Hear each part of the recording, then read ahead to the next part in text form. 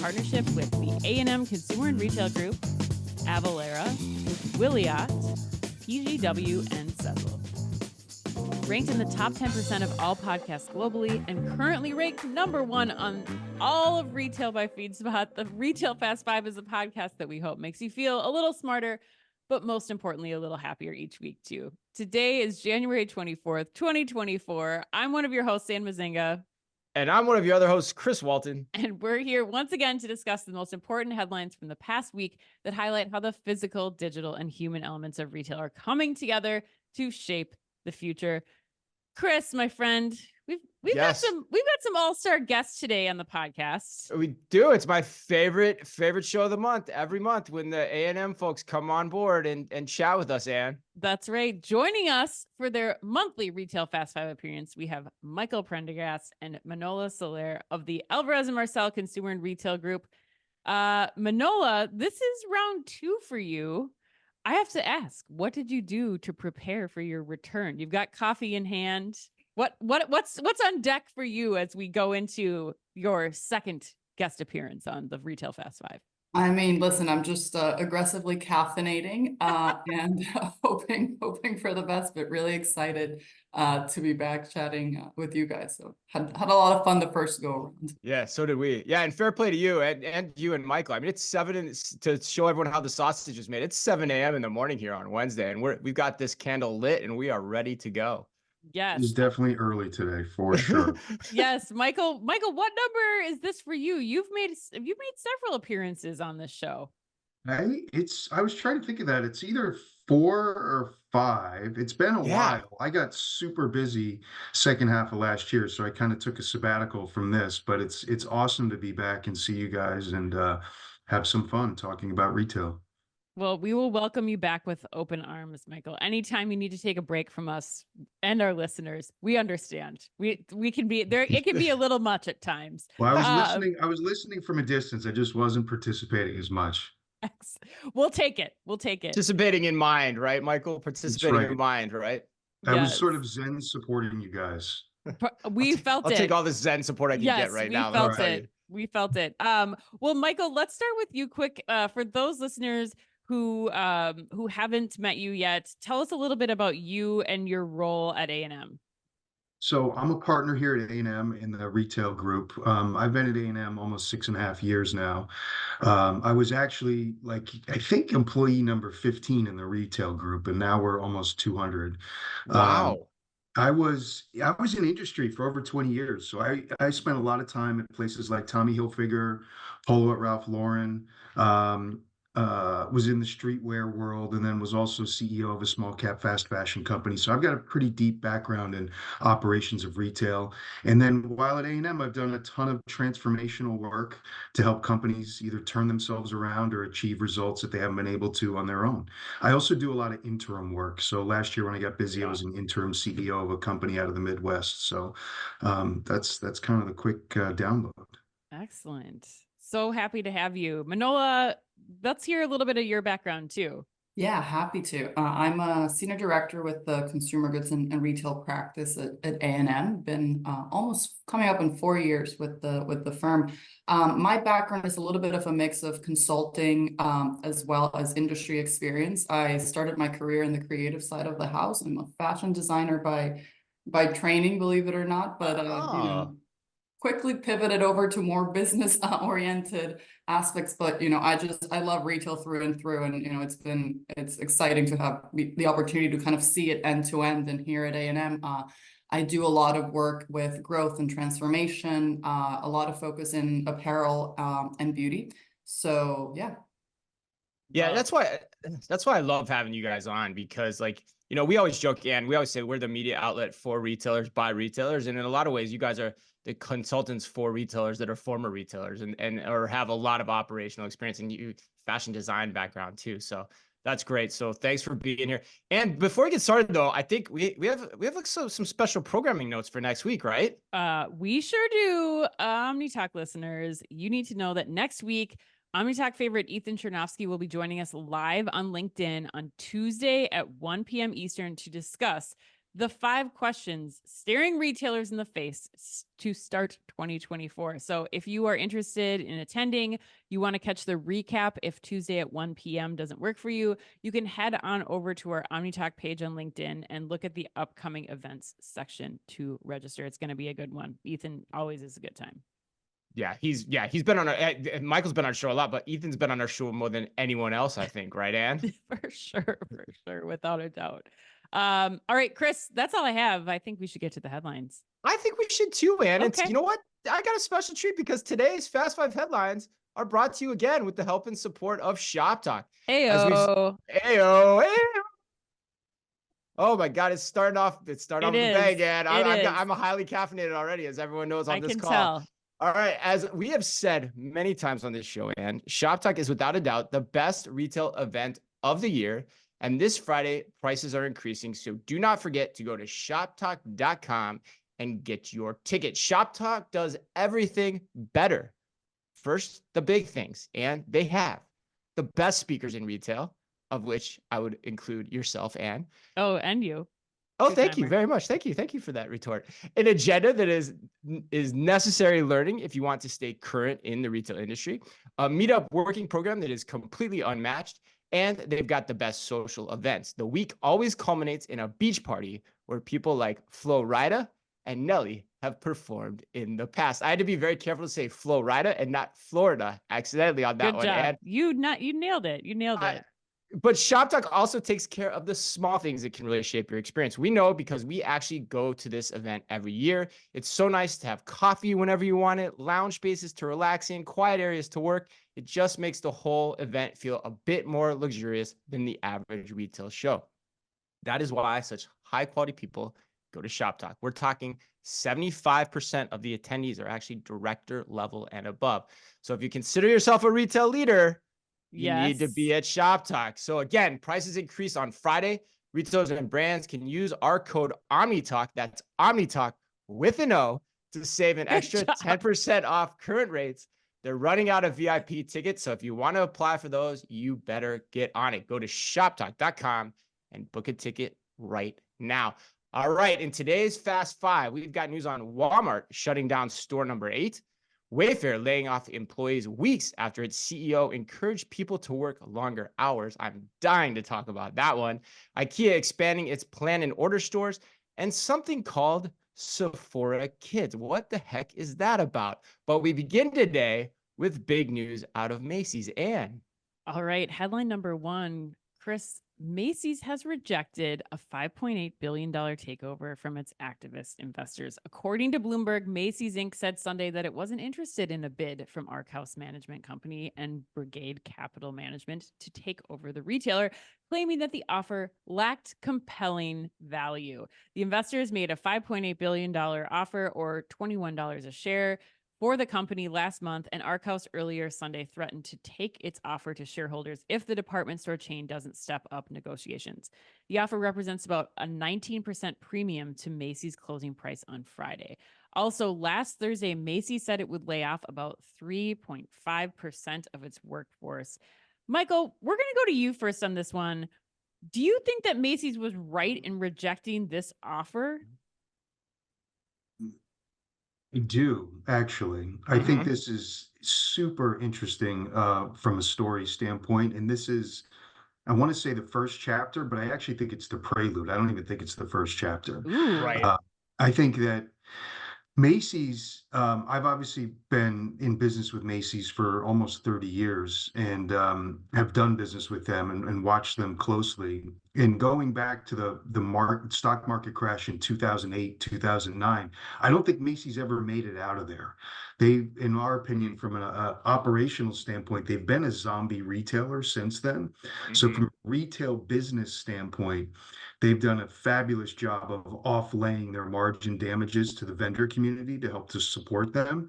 So at some point, their retail business is going to cease to exist and be a big issue, which they're kind of reaching that precipice now. However, their real estate is absolutely worth more than what the bid was for the business. So the 19% premium sounds interesting. But when you take a step back, it actually sounds completely inadequate, because if you just think of the Herald Square location alone, I think they were quoting that location, and this is going back 3 years ago or so, was worth 2.5 or $3 billion at least. And then you look at the New York City real estate market, and you think to yourself, a full block in the true center of Manhattan, like a true end-to-end four-corner block, Right. like how much is that thing worth? And the numbers are probably staggering. Could be double what they were offered. This is so interesting. Just the like, I mean, Great I think points.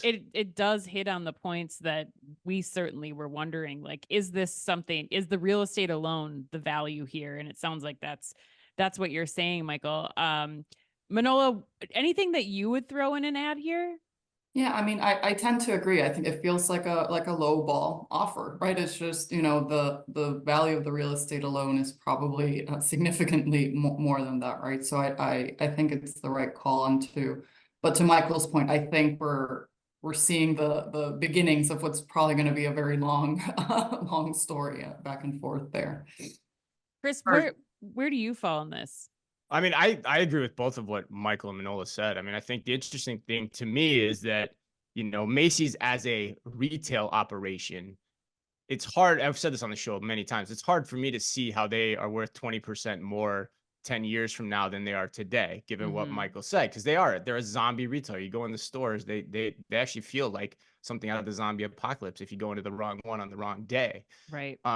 But the question then becomes, okay, at what point do the shareholders finally say, cry uncle, and say, okay, we're ready to get out, we're ready to cash in, we're ready to harvest the value here. And it sounds like that's the ultimate question that's still on the table, is what is that inflection point? 20%, given the figures that Michael threw out, and what the value of that New York real estate could be in terms of how he summed that up, I thought was brilliant. It's just a question of when does it reach that point, and is there a bidder that wants it to reach that point, which actually may be the toughest thing to come by, in my opinion. Yeah, I mean, and it sounds like, I mean, my question was like, where's the growth that supports that demand? Obviously, it sounds like the real estate market is where the growth is for Macy's that supports getting or asking of more money. Michael, I'm curious in closing, like, is there any way that Macy's retail arm you think can stay profitable, like, or that we could see an increase there? Like, could they spin off like Bloomingdale's or even Macy's Backstage, which has seen a lot of growth? Like, do you think that's even an option, or is that just going down with the rest of the ship, you think? Outlook is super negative. I think that Okay. the backstage was sort of an ill-fated move. I think they were competing in a market they shouldn't be competing in, and it dilutes their presentation in the normal Macy's stores. They may have a decent growth rate there, but overall, long term, I think that's faulted. Okay. I think Macy's itself, it's from an era that's gone by, both socially and economically. So I think the future is not bright. And Bloomingdale's is interesting, but honestly, I think Bloomingdale's has kind of caught a cold of the department store malaise as well. It was sort of a gem of department stores, but really, what does a department store mean in the US today? And then what does it mean Sure. 10 years from now? I think it's a really scary future. So my outlook is pretty negative. I don't think there's a lot that the retail business can do. And the other challenge for them is with Jeff Gannett's retirement and departure, Yes. he is the last of a generation that was a tried and true retailer who came up through the ranks and has been there for 25 or 30 years. Now it's sort of this new world hybrid of executives that I'm not hopeful for the future. Chris, Yeah, last and word. yeah, I would jump in here too, because I think we do need to talk about the layoffs as well. I think Michael's point too about department stores in general. I was trying to dig out my old Forbes article where I called department stores the horse and buggy of the 21st century, because that's essentially what they are. But the layoffs is an interesting point too. The outgoing CEO is an interesting point. Tony Spring, we've talked to some of the people that have been laid off. We're hearing he's kind of an old school guy, may not get digital that well. There's potentially some dissension in the ranks. So you don't know that this is going to get any better. In fact, it could potentially get worse since they went, internal with that hire. And Jeff Gannett didn't blow the doors off anything either, in his tenure, in my opinion. I've been very loud about that. So I think we got to touch on the fact that, this comes amid the backdrop of, pretty sizable layoffs once again. All right. Oh, go One ahead, last Michael. quick thing. I mean, the interesting thing about Jeff is I actually think he stemmed a lot of the bleeding of the business. So although he Mm, didn't blow the doors off, I think he helped uh, protect from even steeper losses. So all of a sudden you could have this tidal wave coming of challenging business for them. And at some point, the main reason for Macy's over the course of the past 10 years for all these big vendors was it was a retail access point. However, a lot of these wholesalers now have gotten into the direct to consumer business, either with robust.com sites or their own retail outlets. So at what point does Macy's become less important for them? And again, it's going to get ugly. yeah. And the way I hear what you just said too is he was essentially the bilge pump CEO, which tells you kind of why we're in the world that we're in now in regards to Macy's. All right, well, let's keep rolling. Headline number 2. One innovation lab closes while another one opens. Ann and I have some personal experience with these next 2 headlines, so we're excited to talk about this. Opening some old wounds. Yep. Pouring some salt in, and pouring some salt. Got the Mortons out, and it's ready to go. 2 companies this week embarked on drastically different approaches when it comes to innovation. According to the Wall Street Journal, Walmart shut down its store number 8 innovation hub, saying that many of the ideas incubated inside store number 8 have either, quote, been adopted by the wider company or shut down as misses. And yet, conversely, Target-owned Shipt, according to Chain Storage, has opened up a new innovation lab where Shipt will conduct experiments and research that includes things like drone delivery and fulfillment, personalization, my personal favorite, no pun intended, immersive shopping experiences in virtual environments such as the metaverse and gaming platforms. Manola, oh, I can't even say that last one with a straight face. What's your take on innovation labs? Are they the right way to drive innovation? Listen, I think collectively not the most optimistic group on the innovation lab front. I can't think of many examples where they've been successful in actually delivering a meaningful innovation, right? Kind of disjointed from the business, feels like a sinking of capital. Well-intentioned, sounds nice. It's a great place to talk about AI. Everyone's trying to, pull AI into something or other. But frankly, it lacks meaningful impact to the business, right? What does that mean to kind of rethink the shopping experience via the metaverse? Like, what does that even mean, right? So I'm not a huge proponent personally, and I haven't seen many successful cases. Yeah, I mean, you have to wonder like why in a public statement you're talking about the metaverse for your innovation lab. That immediately raises an eyebrow. And you're shaking your head already. I haven't really talked to you about this story.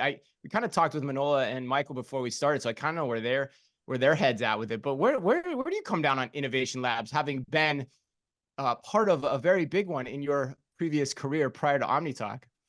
Chris, I'm going to quote two of my favorite artists, Justin Vernon and Taylor Swift, in the appropriately named song Exile, when we say, I think I've seen this film before, Chris, and I didn't like the ending. We know from experience, especially Chris, when Shipt is saying that you're bucketing technology like the metaverse in with personalization and some of the things that I do think Shipt is valid in trying to dive deeper into what makes them differentiated from all the other third-party logistics providers out there, which is the personal shoppers. Like, yes, invest in technology to make that shopping experience better for your personal shoppers, better for the customers. But as long as it's bucketed in with things like the metaverse, unfortunately, that's subject to being on the chopping block right away. Yes. And you're tied into other like non-ROI increasing innovations. Like, this is not going to bode well. You have to be championed by the right people. You can't be a separate tentacle of the business. You have to be part of the business itself. And so unfortunately, I think Walmart's doing the right thing here, knocking it out, bringing those people into the business. And Shipt, I appreciate them, but I don't think this is a good move.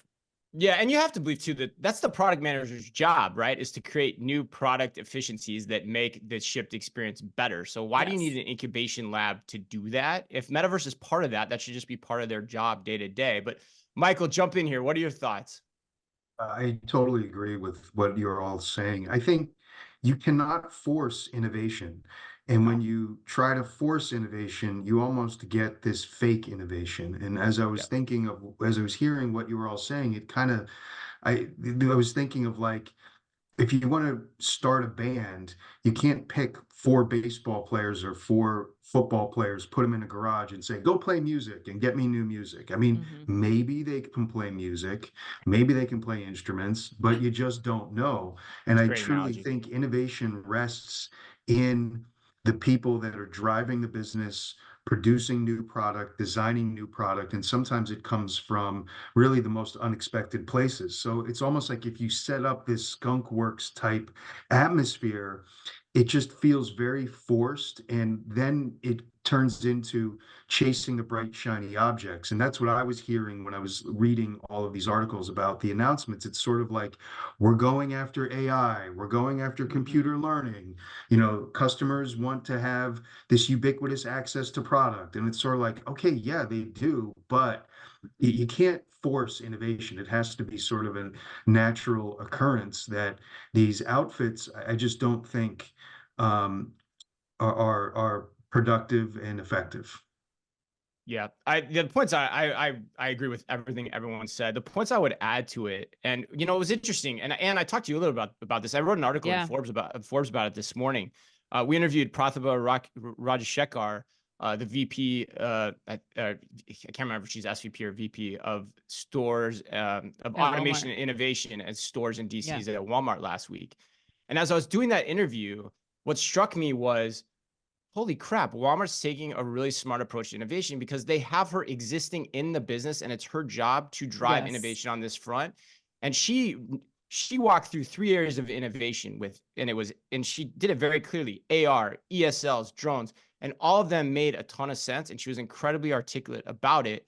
And I said to myself, God, I wonder what this means for store number 8. And then like 2 days later, they're shutting it down, which Right. the other point it brings up is, this is the last bastion of Mark Lloyd's imprint on Walmart. I think it's now been effectively washed away. And a lot of store number 8 was started kind of under his guise or his lens, from my understanding of it.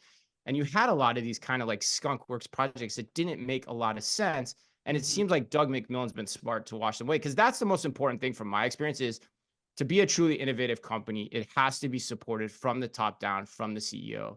And that's what McMillan has shown. That's what Ferner shows. That's what Bezos shows at Amazon. That's how they go about it. That's how they approach that.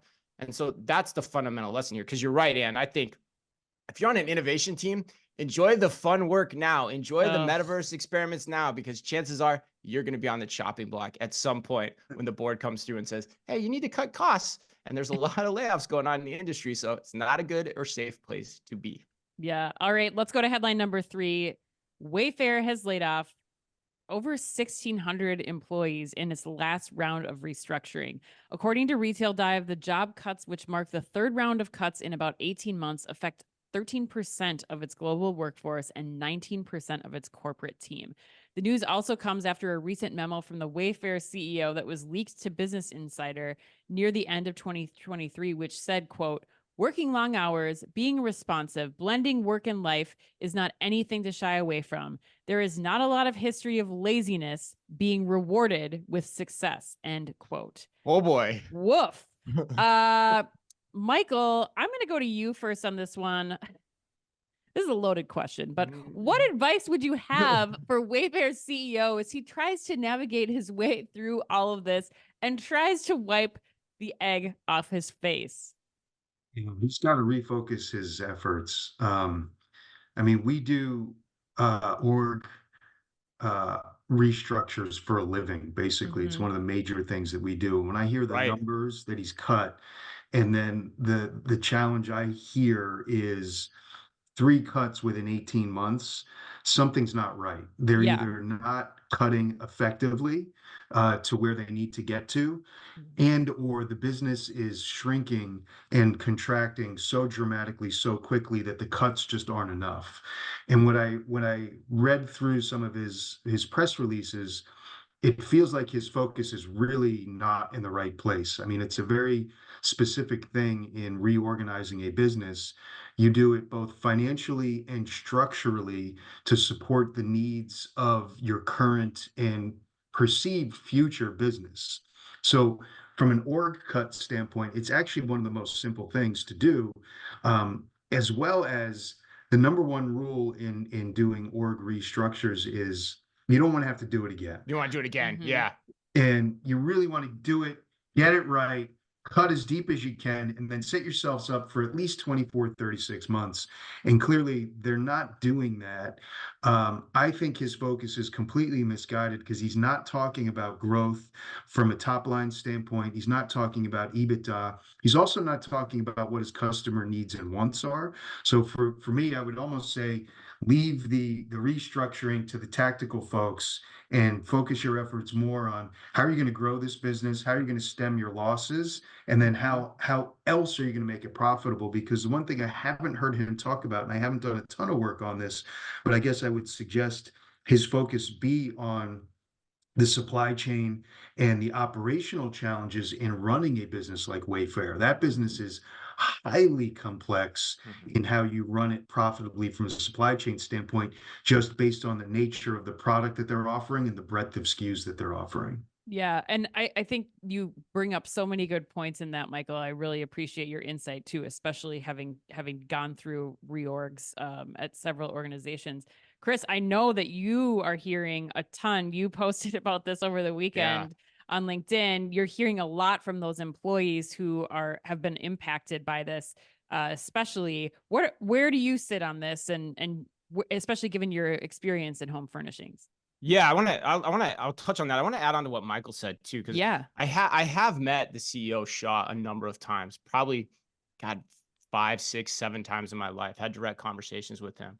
And the one thing I would say about him, he's very left brain in how he thinks about the business. He's very digital first in his mindset. And that'll come into some of my points too. But to Michael's point about staging the layoffs, I think that's actually a very digital first approach to how you even go about a corporate restructuring too, because you're like, hey, let me test the waters on this. Let me get the see and see how it goes. Oh, if I need more, I'll just do it. The problem with that, though, is it's a very impersonal approach to solving the problem. In theory, it could work. It might be the best optimal way to do it, but it's not when you get down to it because of the morale, the impact that it has on the organization. So, but I think that's an interesting lens to add to what Michael said. But to your point, I posted this on LinkedIn this weekend, and I looked this morning, 150,000 impressions already. And here's what I said. I said, quote, Wayfair had a chance to redefine home furnishings retailing for the better, but their absolute inability to put forth a compelling physical store manifestation of their brand over the past decade should be an indictment of the CEO and the entire leadership team. It's time to bring some right brain thinkers into this organization, end quote. Because that's my thing, is like, how can a company that had the gift of the pandemic screw up this bad to the point where they're doing multiple rounds of layoffs? I advised them actually directly in 2017 to Shaw and the rest of the leadership team to open up an IKEA-like killer store concept. They didn't do it. They still haven't done it.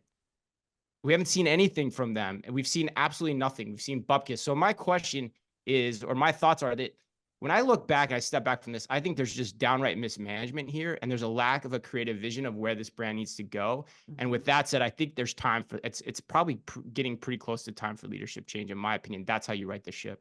Yeah, I mean, Chris, I interviewed Fiona Tan, the chief technology officer of Wayfair at Shop Talk last year, and we were talking about, how Wayfair was set to open a store this past fall. Like they were in the opening fall, it. right? Yep, they were opening it. She was thinking about it in the right way, where she was like, we want to take this digital experience that you have on Wayfair that people enjoy, that people like shopping, and bring it into a physical space. And clearly, like Michael was saying, like you were saying, like they're still hamstrung by something. I don't know if it's hubris, lack of agility, perfectionism, like cost. Right. It's really hard to identify what's happening there. But in the meantime, I think you're losing morale of all the people who are there to make this stuff happen. If you're worried about being, your job being at risk at any given point, I think you're really challenged to make any of this progress go forward, and for the team to be able to think in terms of physical location and enhancing the digital business too. But Manola, I'll let you have the last word here. I mean, I agree with what's been said so far. It feels like death by a million paper cuts with this kind of trickling of the third round of layoffs. And I do think it's, you know, a wasted spike in the pandemic, right? It's Right. kind of, when are you going to see that type of growth and opportunity? And probably, you know, knock on wood, hopefully never, because that, you know, would mean we're all stuck inside again. But yeah, it's a missed opportunity to kind of rethink, what does that mean for the business in the future? How do they set themselves up for success? To Michael's point, with you know, inherently complex supply chain requirements that the category has, right? So it doesn't seem like continuing to cut in small increments is gonna deliver the change that they need. Especially with IKEA coming to eat their lunch, which we'll talk about soon. Yeah, you're right. Yeah, that's a great segue. And yeah, and it's sad because the capital from the pandemic that they should have acquired has essentially been wasted and they weren't ready to go on a store concept that they could have used in deployment of that capital to take full advantage and grow their brand even more. But all right, but before we get to headline number 4 and IKEA, yes, I want to ask you a question, Anne. Yes, I like these. You like these? Okay, yeah. Okay, good. After a chilly New York NRF, yes, are you ready for some warmth in our future? Am I ready? I joked last week, like, you got to start planning the next vacation while you're on the vacation, so you have something to look forward to. I actually hate doing that. I can't stand when people do that. It drives me nuts. But anyway, Anne, well, if you are, you should pack up your sunnies and your sundresses, because we're heading to Palm Springs for E-Tail West. Yes. It's the 25th anniversary of E-Tail West. It's happening February 26th to 29th. And they've given us a special discount code for our listeners. And the code is OmniTalk20, OmniTalk with an O, 20, for 20% off your ticket. We'll be there live streaming from the show floor with the help and support of Firework, and we hope you will be there too. Go to etailwest.wbrresearch.com. That's etailwest.wbresearch.com and use code OmniTalk20 to register. Can't wait. All right. Headline number 4. IKEA plans to open 4 more of its plan and order point with pickup locations in the U.S. this year. According to Retail Dive, these locations enable shoppers to pick up online purchases as well as talk to sales associates and to order products there. IKEA plans to open the new stores in Austin, Texas, the Atlanta metro area, and also 2 in the Los Angeles region. And all are in addition to at least 3 plan and order stores with pickup set to open early this year in Annapolis and Gaithersburg, Maryland. That's shout out to Gaithersburg for their first time appearance on this show. And of course, the always present Katy, Texas. Manola. This store concept, when you step back from it, is really nothing new. We've seen it before from places like Bonobos, Nordstrom Local, many others as well. Do you think IKEA is taking a different approach, and will it work for them better than it has, say, for their predecessors?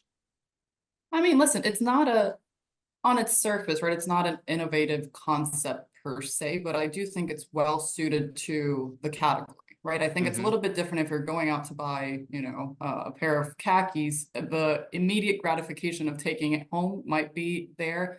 There's very little immediate gratification in schlepping a Billy bookcase home when you weren't like prepared to do that. So, you know, I think that makes sense, you know, kind of have the interaction, then either get it delivered or come pick it up at a time where you're, you know, kind of prepared to go ahead and do that. And I think they've had good progress in their kind of online ecosystem, which was frankly lacking when the pandemic hit. You know, those like $150 delivery fees made no sense with the price structure of their product line. Now they've made a lot of progress. You can get that bookcase delivered for $30, $50 if you want it delivered tomorrow in your home, right? So I think they're kind of piecing together an experience that makes sense for the type of product that they're selling, and it doesn't feel over engineered. It doesn't feel like innovation for the sake of innovation, right? If a simple concept works and they can execute it, I think it you know, it's to their benefit and lets them tap into, you know, a new set of consumers potentially. Yeah, that's a great point. It's a smart way to test and learn. Yeah, ultimately at the end of the day, that's a really interesting point. And what do you think? I want to know. I want anyone to respond with who enjoys going to IKEA, and that it is not a challenge to get there. Like, you have to plan that. It is not close. If you live in an urban environment, you are renting a car, you are borrowing somebody's car, you have to drive it, get it stuff, bring it back, or organize delivery, all these things. Like with only 52 locations in the US, IKEA is not an easy shopping experience for a lot of people. And I think this opportunity with these stores gives the retailer more exposure, and it will be entered into the consideration set for more audiences. Again, stealing some share from Wayfair. You have lower prices that they're doing across the board, which makes it more competitive in that consideration set. Plus, it eliminates every one of the barriers to ordering online. Before, it's like, okay, am I going to order this thing from IKEA? It's less expensive. I can have it shipped to my house. But if it doesn't work, then what do I do? Then how do I get it back? Now you have returns and pickup in a convenient location that's closer to consumers' homes. You are booking a time with somebody. Like we haven't touched on the fact that, you know, you actually get to book a time with an IKEA expert in these places where they're taking you through the maze of IKEA that I might not want. Like it's overwhelming to me. So now I have that opportunity. And the last point that I'll make is that I think $50, even though they're bringing it down like Manola is taking, $50 for delivery when you're an IKEA customer is still a lot of money for a lot of people. So I think that the idea that I can now pick this up and there's no charge to me for picking this up and still getting access to those products is brilliant. I named IKEA my retailer of the year last year. I think they're continuing on that trend. Yeah, I'm gonna see. I'm conflicted on this one. I'm conflicted on this one, Ann. And we've talked about this a lot. Like, Yeah, the thing, because I disagree with you on what you're saying. Yes, the IKEA experience is not something that people want to do, but it's very efficient for the job you have to get done. And so that's why you go out there, you spend the time, you go to this mega store, you can get everything you need to furnish your house in one trip. if you can bring it back to your house. Well, but you can also have it shipped from the location too. Like that's if you part want of to pay. it. Yeah. If you want to, yes, right. So that is still a valuable, but you still can see the whole thing. You can see the full offering. That's the thing that I think has to be brought in this equation. So, because ultimately what you have here is just a store concept, like almost every other furniture store that has ever existed in America, if you get right down to it. So I just wonder if the return on assets is going to be high enough from this versus, you know, is it just a better, more efficient trip for me to get in my car, drive the extra 20 minutes to go to the mega store, wherever I happen to have it, and do my shopping there? I don't know. For those reasons, I'm skeptical. I agree with Manola, though, that it's a smart thing to test to prove wrong, but there's a lot of things that have to be true for it to work, I think. But Michael, what do you think here? And then I'll give Anne the last word because she's dying to say something in retort to me. I can tell already. Two things. The first, in response to Anne's question of what motivates you, I mean, a lot of the motivation is the Swedish meatballs there, right? I mean, that's kind of part of the reason you go to You IKEA. speaking from experience, Michael? Yes. So it is definitely I think it's both cumbersome and efficient to shop at IKEA. I actually love their expansion. I think what they're doing is super smart strategically in getting into this plan and order business. However, I've got a huge asterisk with IKEA. And for me, it's a little controversial, but it comes down to their products. I know it's more opening price to mid price, but I do think the longevity of their product is terrible. And I can't tell you how many people I've talked to that A, complain about putting things together, and then B, complain about the longevity and the quality of the product over time, that it's not great. So I think as they continue to expand, that is really the main asterisk in their success. I think they're doing the right thing, but it all comes down to product. If you have a good product, you're going to have a great business. If you don't have good product, you're going to have the opposite of what great is. And at what point do they start to expand out, saturate themselves in the market, and then have a lot of people start saying, well, okay, IKEA is just okay product. And does that ever come back to harm their growth?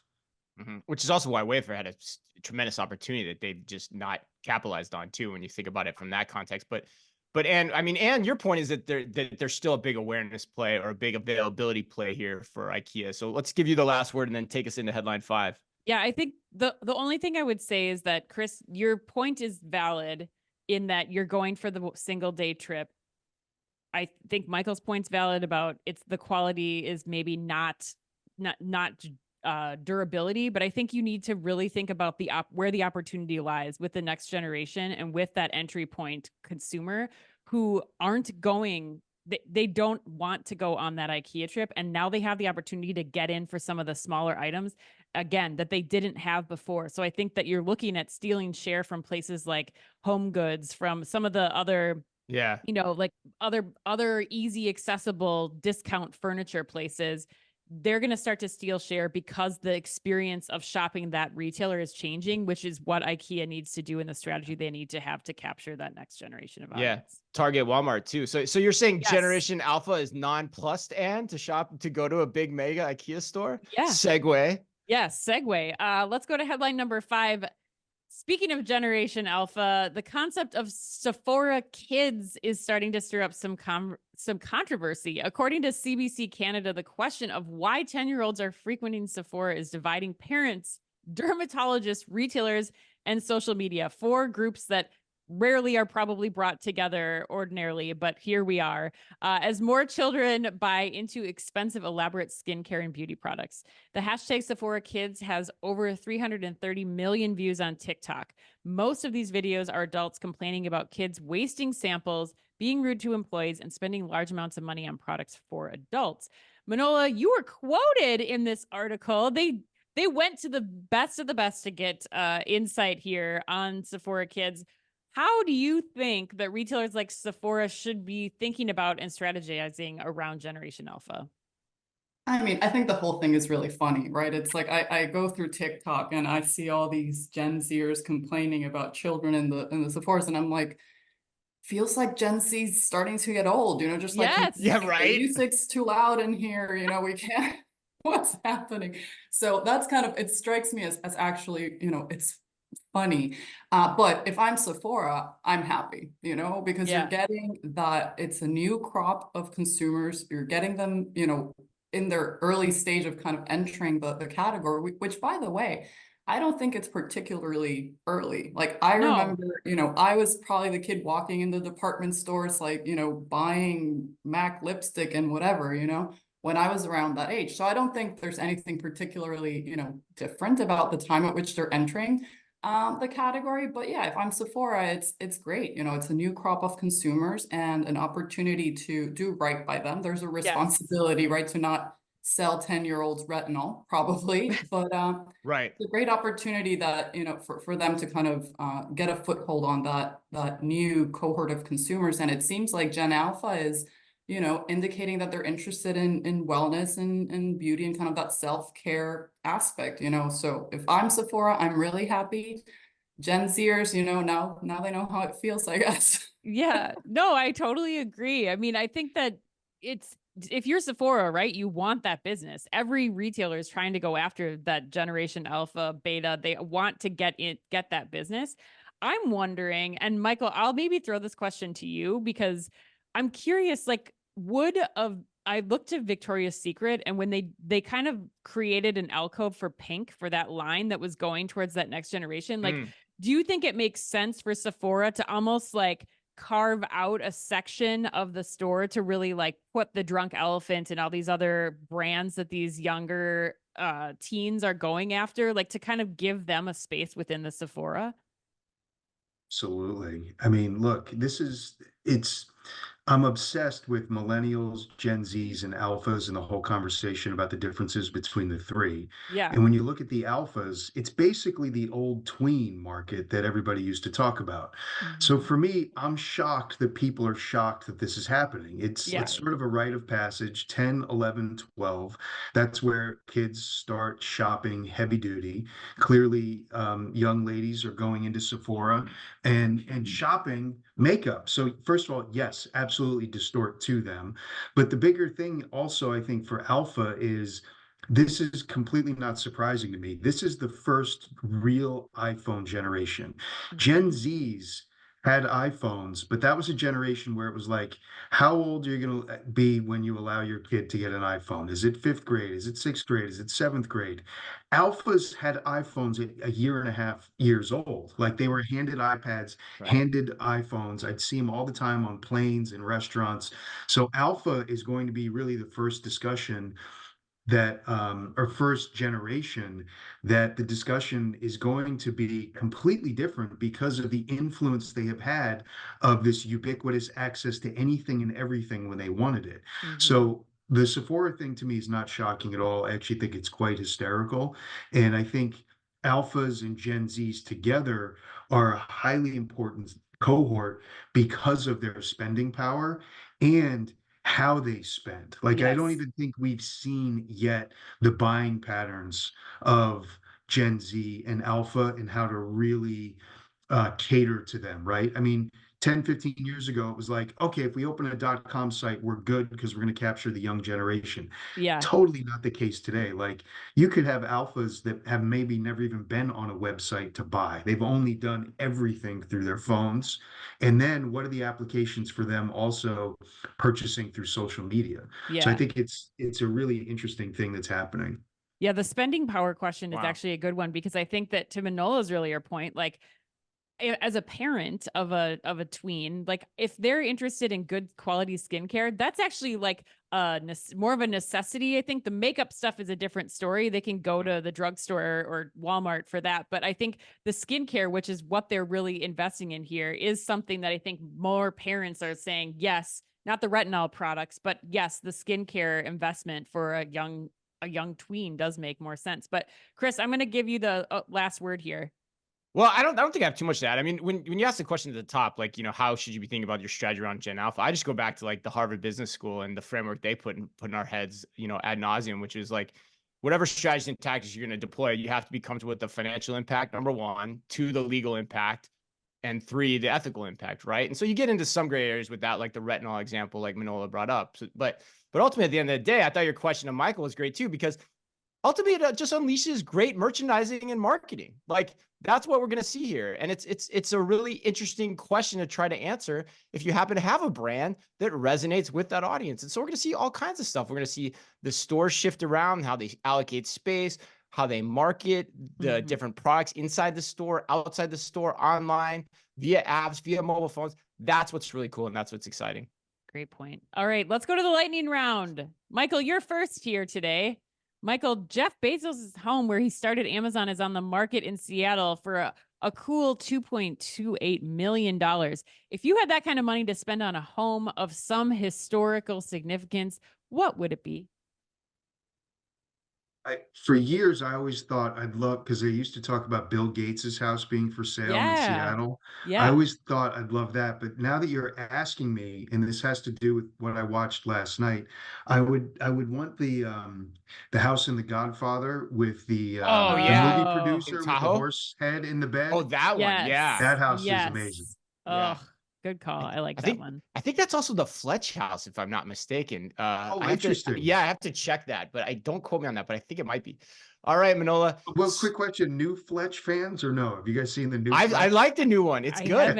I confess, it's very good. Controversial. Very controversial. Yes. Some people are yes, some people are no. Yeah, I liked it. I thought it was good. I thought it was well done. All right, Manola. This one's always hard for me to say. Swarovski has released a new pair of binoculars that retail for $4,800 and can automatically identify 9,000 birds via an AI-powered system. What other use case could you devise for such high-powered binoculars? Wow, that's that's interesting.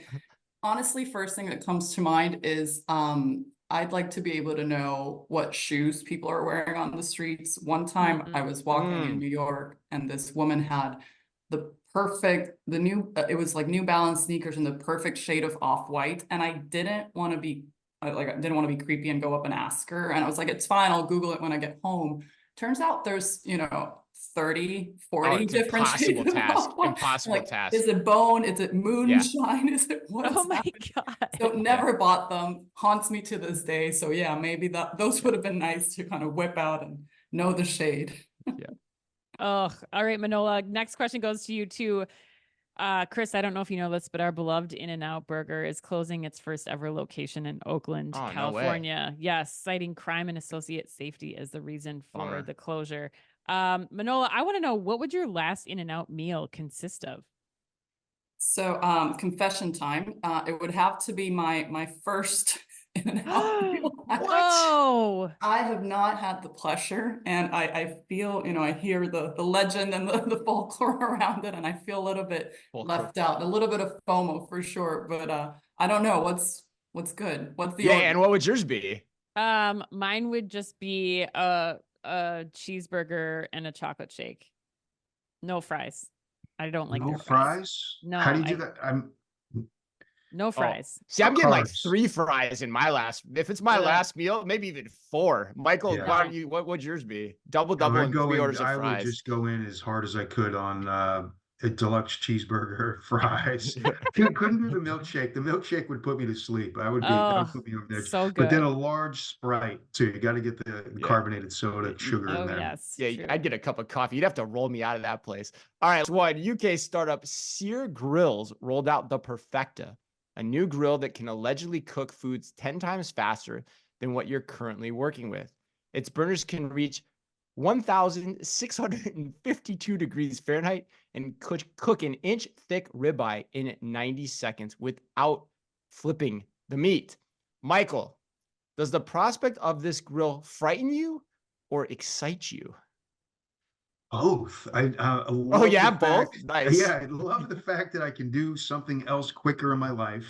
Yes. But then I'm like frightened of the fact of like, how am I not going to burn myself I know, doing this? right? Like, there's something that's going to happen.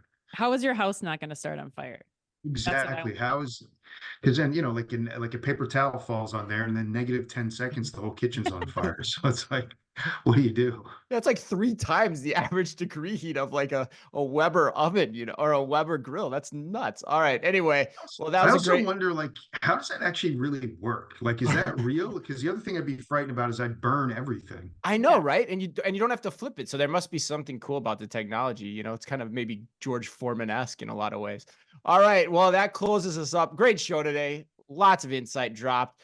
Happy birthday today to Matthew Lillard, Carrie Coon, and to the man who asked the very important yet still unanswerable question, what do tigers dream of? The great Ed Helms. And remember, if you can only read or listen to one retail blog in the business, make it Omni Talk, the only retail media outlet run by 2 former executives from a current top 10 U.S. retailer. Our Fast 5 podcast is the quickest, fastest rundown of all the week's top news. And our twice weekly newsletter tells you the top 5 things you need to know each day. And also features special content exclusive to us.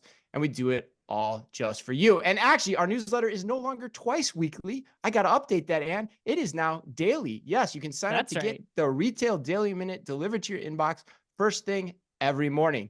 Thanks as always for listening in. Please remember to like and leave us a review wherever you happen to listen to your podcast or on YouTube. You can follow us today by simply going to youtube.com/OmniTalkRetail. Manola, if people want to get in touch with you or anyone else at the A&M Consumer and Retail Group, what is the best way for them to do that? Absolutely. The best way is to find us online, alvarez-crg.com, or feel free to reach out to either myself or Michael on LinkedIn. Awesome. Well, on behalf of Michael, Manola, Ann, and all of us at Omni Talk Retail, as always, be careful out there. The Omni Talk Fast 5 is brought to you in association with the A&M Consumer and Retail Group. The A&M Consumer and Retail Group is a management consulting firm that tackles the most complex challenges and advances its clients, people, and communities toward their maximum potential. CRG brings the experience, tools, and operator-like pragmatism to help retailers and consumer products companies be on the right side of disruption. And Avalara. Avalara makes tax compliance faster, easier, more accurate, and more reliable for 30,000 plus businesses and government customers in over 90 countries. Avalara leverages 1,200 plus signed partner integrations to power tax calculations, document management, tax return filing, and tax content access. Visit avalara.com to improve your compliance journey. And Wiliot. Wiliot's ambient IoT visibility platform, powered by battery-free Bluetooth tags, eliminates scanning for real-time end-to-end inventory visibility. For more information, head to wiliot.com/OmniTalk. And TGW. Revolutionize your grocery supply chain with TGW. Their experts tailor automation solutions to your needs, ensuring you have the edge. Work with TGW before your competition does. Discover more at tgw-group.com. And Sezzle. Sezzle is an innovative buy now, pay later solution that allows shoppers to split purchases into 4 interest-free payments over 6 weeks. To learn more, visit Sezzle.com.